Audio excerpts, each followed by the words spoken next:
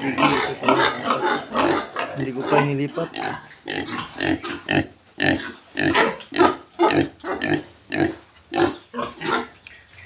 Hindi ko pa inilipat yun kasi wala tubig yung mga lilipatan ako. Mahina yung tubig yun. Hindi itong ito, baka masira doon. Malaki na ito. Ito ibinta ito sa ano? Palengke. Joke. Gawin ko itong inahin itong apat. Ito na sila.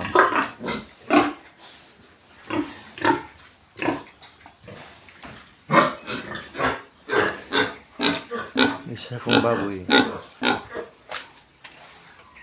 Ito hindi pa ito na yung mama nila.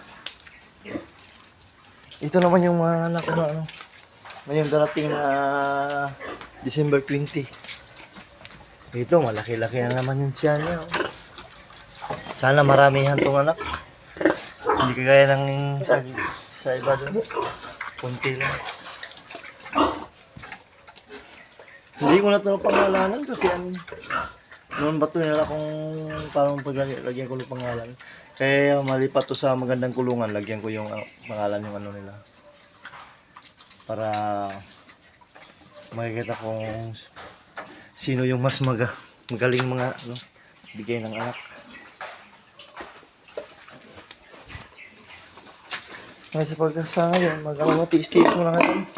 Kasi mahina tubig na, may ano kaming tab. Hindi ko naman binalit ko dito, hindi ko nalipat ko. Kasi tingin ko kawawa yung mga bihi ko yun. Mga baboy ko lang.